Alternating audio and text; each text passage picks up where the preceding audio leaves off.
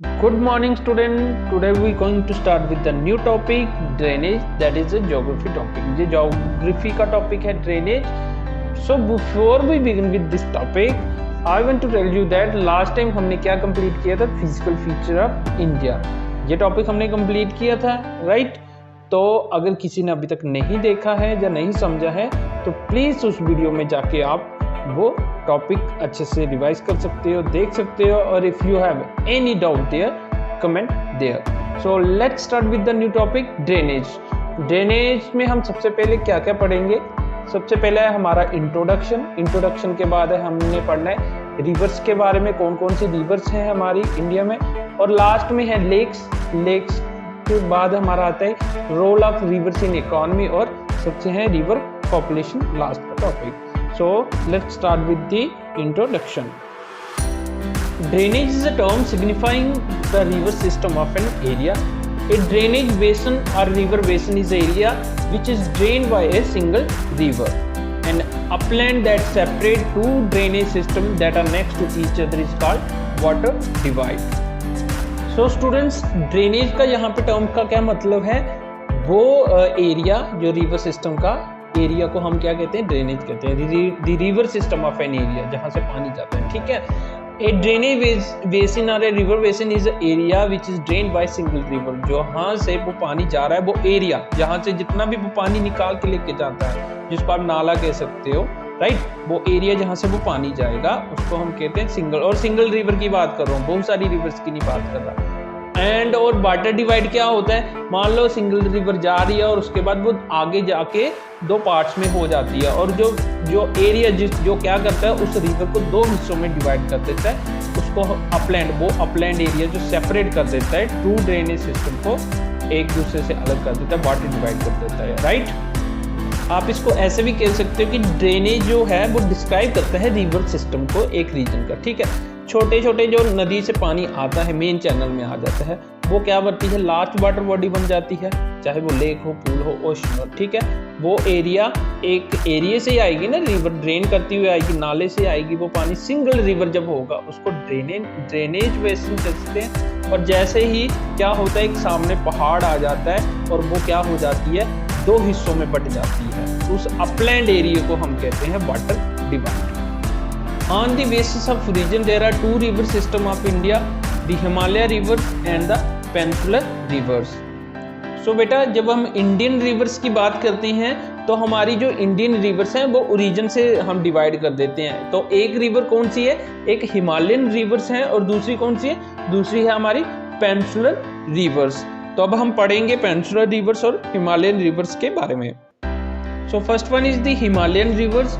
Himalayan rivers are the rain, feed and snow, and so they have water in them throughout the year. That is, they are perennial. Himalayan rivers create meanders, oxbow, lakes and other depositional features on their coasts. बेटा, जब हम Himalayan reverse की बात करते हैं तो वो feed वहाँ से उन रिवर्स में पानी कहाँ से आता है, वो तो एक तो बारिश का पानी आता है और दूसरा आता है बर्फ़ का, स्नो का पानी आता है. साथ ही साथ इनमें क्योंकि बर्फ़ जब पड़ती है तो वो वापस पिघल के इन्हीं रास्ते से आ जाती है, इसी नदियों में आ जाती है, जिसके कारण ये पेरिनियल रिवर्स कहलाती हैं. जिसका मतलब है कि थ्रू आउट द ईयर, पूरे साल भर इन नदियों में क्या रहता है, पानी चलता ही रहता है. साथ ही ये नदियाँ आती हैं और एक लंबा रास्ता तय करके आती हैं, जिसके कारण इनमें बहुत सारी डिपोजिशनल मतलब ये बहुत सारा सैंड लेके आते हैं, सिल्ट लेके आते हैं, ह्यूज लोड होता है इसमें, जिसके कारण ये इरोजनल एक्टिविटीज भी करती हैं कहाँ पे, अपर कोस्ट में. और यही इसी के कारण ये मेंडियर, ऑक्स लेक्स बनती हैं, और भी बहुत सारे मटेरियल्स वगैरह अपने साथ लेके ये आती हैं. So beta, next one is the peninsular rivers. Peninsular rivers are seasonal, mostly depending on rainfall. Most of the rivers of peninsular India originate in the Western Ghats and flow towards the Bay of Bengal. बेटा pencil river की बात करें, ये तो एक seasonal है। Seasonal होने के कारण ये ज़्यादातर इनमें पानी कहाँ से आता है, जब बारिश वगैरह होती है इसमें पानी आता है। और ये ज़्यादा से ज़्यादा जो पेंसिल रिवर्स हैं ये कहाँ पे ओरिजिनेट होती हैं, ये वेस्टर्न घाट्स में ओरिजिनेट होती हैं। और इसका पानी कहाँ था, फ्लो कहाँ होता है, ज़्यादातर इसका पानी का फ्लो होता है towards the Bay of Bengal. Bay of Bengal की तरफ ये क्या करती है, बहती हैं। I am here Ram Singh. I am here because I do teach what you want to learn. So let's learn. तो बेटा हिमालय रिवर्स की जो हम स्टार्ट कर रहे हैं वो है, पहले तो है a river along with its tributary में कॉल्ड ए रिवर सिस्टम। जब एक नदी और उसके बीच में बहुत सारी ट्रिब्यूटरीज, उसके साथ नदी नाले जब पानी इकट्ठा हो जाता है उसको हम कह सकते हैं ये क्या बन गया, एक रिवर सिस्टम बन गया।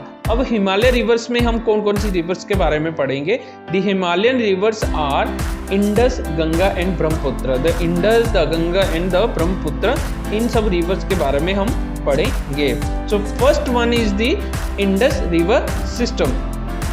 The Indus river system rising near lake Mansarovar in Tibet. The Indus enter India in Ladakh district of Jammu and Kashmir. The rivers Satluj, Beas, Ravi, Chenab and Jhelum join in Indus near Mithalkot, Pakistan and flow southward to fall into the Arabian Sea east of the Karachi. With a total length of 2900 km, Indus is the one of the longest river of the world. बेटा जब हम Indus river system की बात करते हैं तो ये तो पहले इंडस रिवर राइज कहाँ से होती है, तो राइज हो रही है ये तिब्बत में, कहाँ पे, नियर लेक मानसरोवर। और इसका पानी कहाँ को जाता है, फ्लोइंग टुवर्ड्स द वेस्ट। और इंडिया में कहाँ पे एंटर करती है, इंडिया में एंटर करती है ये लद्दाख की district of Jammu and Kashmir की, उसमें करती है। अभी ये यूटी आ गई है, लद्दाख लेह लद्दाख वाली, उसमें यूटी में आ गई है। बहुत सी सेवरल ट्रिब्यूटरीज हैं जो इसमें जाके क्या हो जाती हैं, इसमें जाके ज्वाइन हो जाती हैं, जैसे सतलुज होगी, ब्यास होगी, रावी होगी, चिनाब हो गए, झेलम हो गए, ये सारी की सारी ज्वाइन कर जाती हैं इंडस में, इंडस रिवर में। कहाँ पे, मिठानकोट पाकिस्तान में। और भी इसमें भी ट्रिब्यूटरीज हैं जैसे जानकर, न्यूब्रा, शोएक, हंजो ज्वाइन करती है, जो कश्मीर रीजन में ज्वाइन करती हैं इंडस में। और इंडस का जो फ्लो होता है वो साउथवर्ड हो जाता है, कहाँ पे, अरेबियन सी, जहाँ पे वो अरेबियन सी में जाके क्या हो जाती है, रीच कर जाती है east of the Karachi. India का जो प्लेन, इंडस रिवर का जो प्लेन है वो बहुत ही जेंटल है और स्लोप है। और इसकी टोटल लेंथ कितनी है, इसकी टोटल लेंथ है 2900 kilometre. Next one is the Ganga river system. The headwater of the Gangas are called Bhagirathi. The Bhagirathi is fed by the Gangotri Glacier and joined by the Alaknanda at Devprayag. Ganga meets the tributaries from Himalayas such as Ghangra, Ghandak and Kosi. A major river Jamuna arises from Jamunotri Glacier in the Himalayas, join the Ganga at the Allahabad.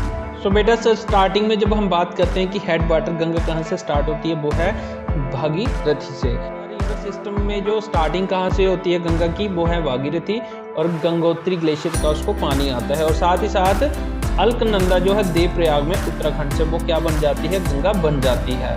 और उसके साथ ही साथ गंगा में tributaries कौन कौन सी मिलती है, घाघरा, गांधक और कोसी मिलती है।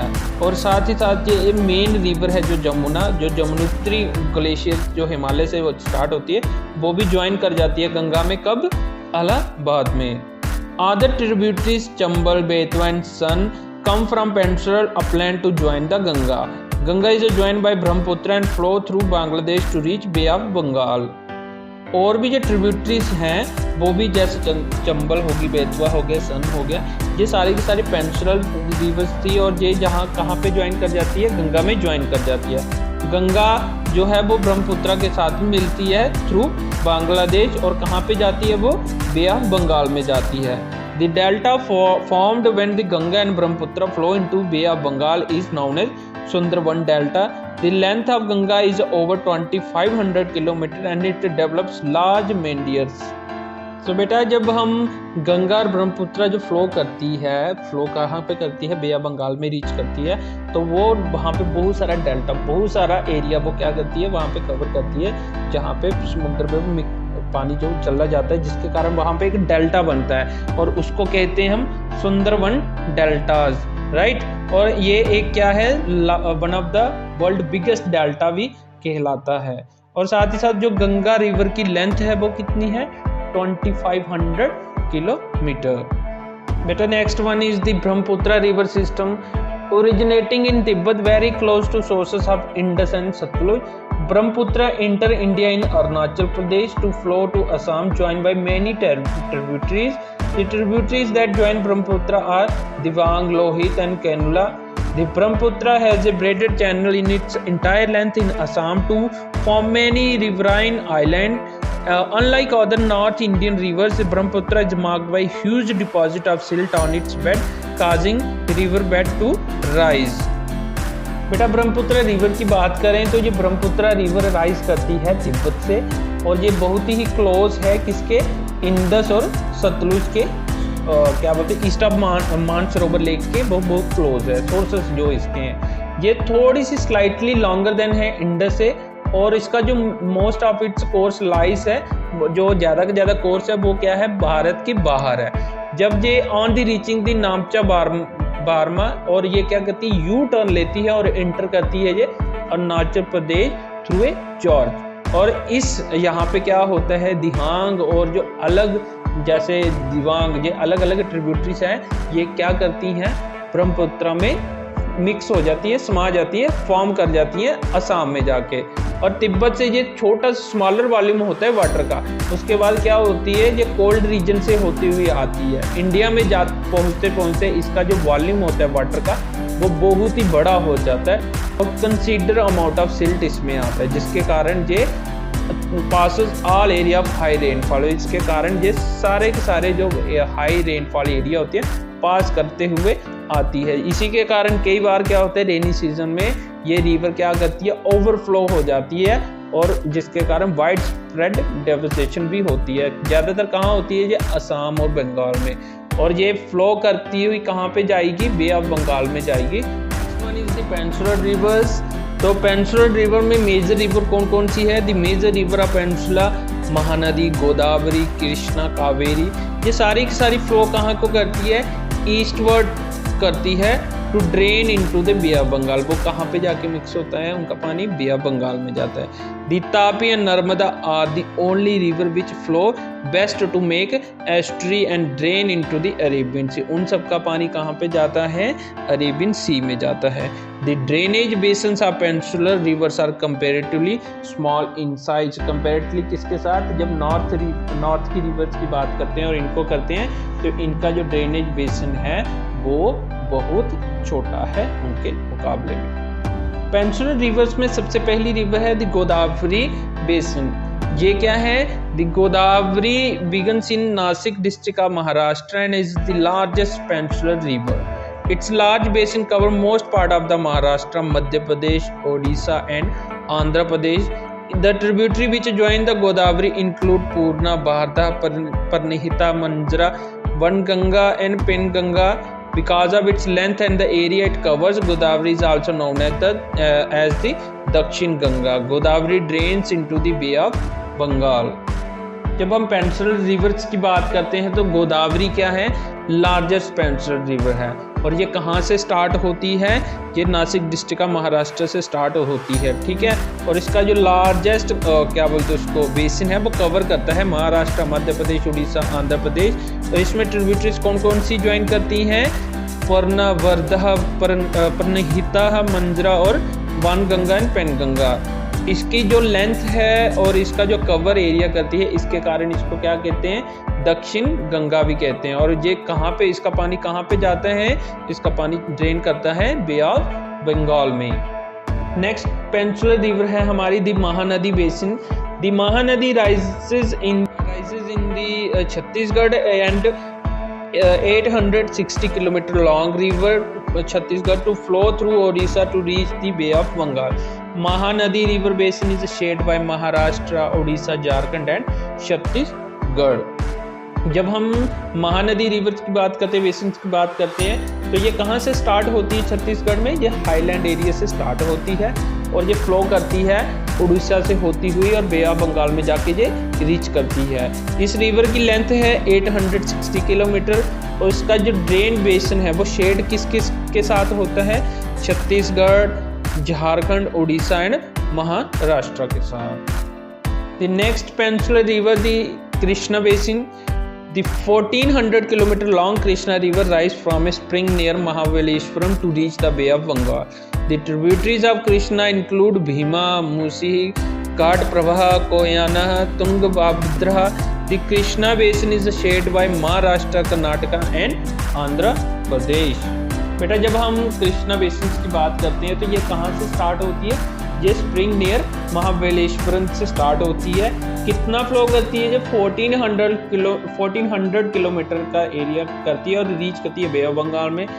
तुंगभद्रा, कोयना, घाटप्रभा, मूसी, भीमा, ये सब क्या है? इसकी ट्रिब्यूटरीज हैं और इसका बेसिन है जो पानी है कहाँ से होते हुए जाता है? ये महाराष्ट्र, कर्नाटक और आंध्र प्रदेश से। So better next one is the Narmada Basin. The rising in the Amarkantak Hills, Narmada flow to create a gorge in the marble rocks of Madhya Pradesh. Narmada flows towards the west in a rift valley formed due to faulting. तो बेटा जब Narmada basin की बात करते हैं ये कहाँ से राइज होती है? ये अमरकंटक हिल्स मध्य प्रदेश से स्टार्ट होती है और ये फ्लो करती है टुवर्ड द वेस्ट और रिफ्ट वैली फॉर्म करती है। क्यों? क्योंकि ये फॉर्म्ड होती है ड्यू टू फॉल्टिंग। नर्मदा क्या करती है? बहुत सारी मैनी पिक्चर लोकेशन क्रिएट करती है मार्बल रॉक्स नियर जबलपुर, और नर्मदा फ्लो करती है एक डीप जॉर्ज से और दुल्हापुर फॉल से। वो क्या करती है? Where rivers plunge over step rocks. जो all the tributaries are Narmada are very short और मोस्ट जो ज्वाइन करती है वो मेन स्ट्रीम राइट एंगल पे ही ज्वाइन कर लेती है, right angle. Narmada basin covered parts of Madhya Pradesh and Gujarat. इसका जो पानी है वो कहाँ से कहाँ तक जाता है? किस किस कहाँ पे रहता है? वो मध्य प्रदेश और गुजरात में होता है। Next one is the Tapi बेसन। The originating in between Madhya Pradesh, Tapi flowing through a basin that covers Madhya Pradesh, Gujarat and Maharashtra. The main best flowing river are Sabarmati, Mahi, Bharatpuzha and Periyar. जब हम तापी बेसन की बात करते हैं तो सबसे पहले ये राइज कहाँ से करती है? जो Satpura ranges in Betul district of Madhya Pradesh से स्टार्ट होती है। इट फ्लोज कहाँ से लेके? रिफ्ट वैली पैरेलल जो है नर्मदा के, बट शॉर्टर है लेंथ में। इसका बेसिन जो कवर होता है वो किसके साथ होता है? मध्य प्रदेश, गुजरात और महाराष्ट्र के साथ।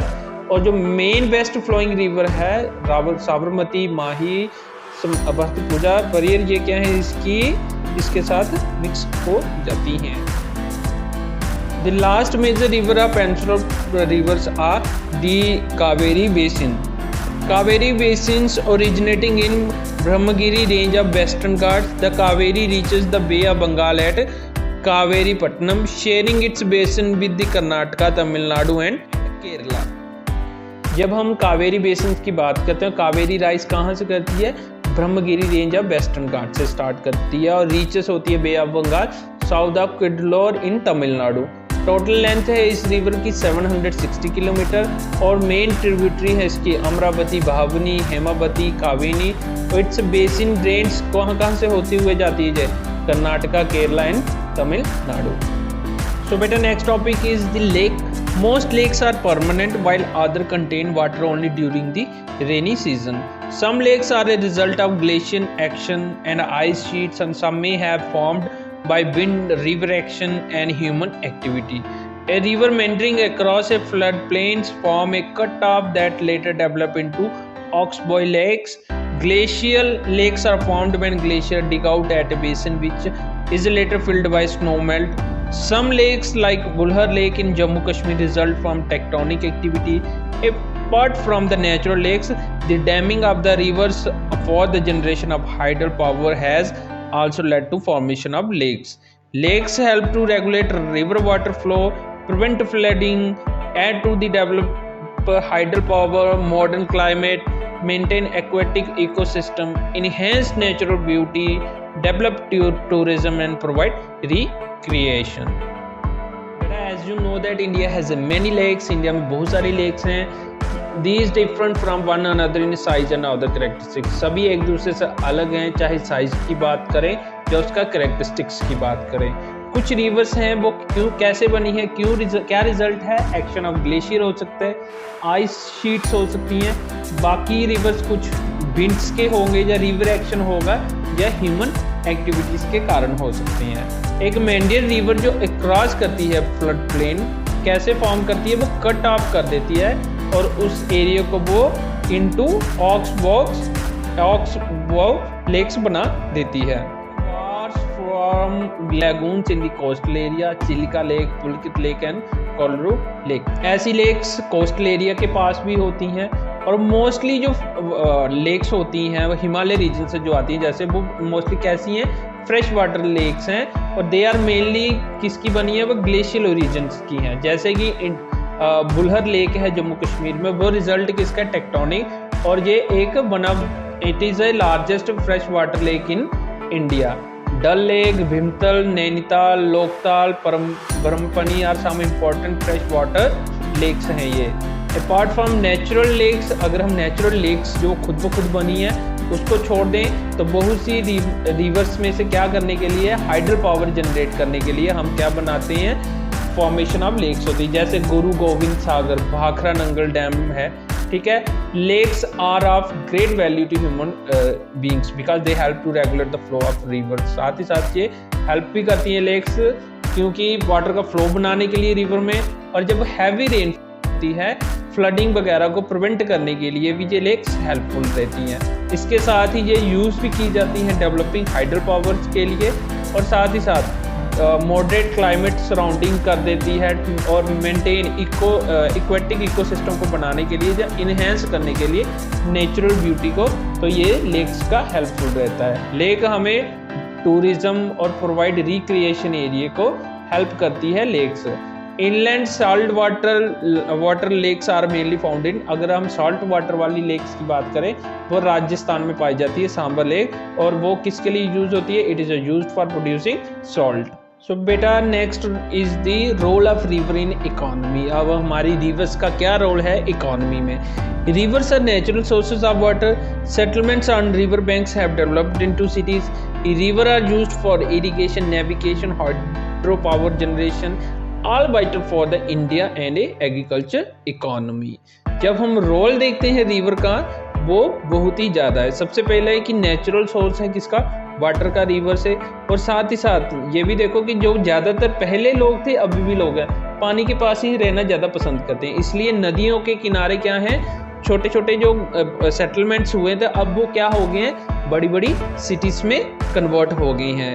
रिवर का जो वाटर है वो किसके लिए इस्तेमाल होता है, इरिगेशन के लिए इस्तेमाल होता है, नेविगेशन भी इस पे होती है, बोट्स वगैरह, हाइड्रो पावर जनरेशन, बिजली वगैरह बनाने के लिए भी ये काम आता है, और ये इंडिया के लिए बहुत ही इम्पोर्टेंट है, और ये सबसे इम्पोर्टेंट है। रिवर का जो वाटर होता है वो एग्रीकल्चर के लिए यूज होता है, राइट। तो ये मेनली इम्पोर्टेंट है इंडिया के लिए, रोल रिवर का बहुत ही इम्पोर्टेंट। तो students next is the river pollution.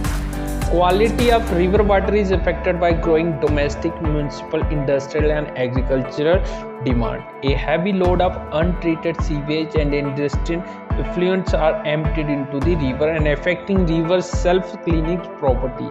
Concern over rising pollution in our rivers led to launching of various action plan to clean rivers. जब हम rivers की बात करते हैं तो रिवर का पोल्यूशन कैसे होता है, काजेस क्या हो सकते हैं। सबसे पहला काज है हमारा कि growing domestic and municipal, industrial, agriculture demand. जो डिमांड हो रही है वाटर के लिए वो क्या हो रही है, बढ़ रही है, डोमेस्टिक में हो, इंडस्ट्री में हो, एग्रीकल्चर में हो, जिसके कारण क्या हो रहा है, रिवर की जो नेचुरलिटी है वो क्या कर रही है, इफेक्ट हो रही है और क्वालिटी ऑफ वाटर डिक्रीज कर रहा है ड्यू टू दिस डिमांड। जब ज़्यादा डिमांड होगी तो क्या होगा, more and more water being drained out of the river, जिसके कारण क्या होगा, नदियों से ज़्यादा पानी लिया और जो वॉल्यूम है नदी का, रिवर का, वो क्या हो जाएगा, रिड्यूस शुरू हो जाएगा due to over use of river water. जब हम पानी का ज़्यादा इस्तेमाल करेंगे तो क्या होगा, aquatic life is going to be affected या नेगेटिव हो जाएगी।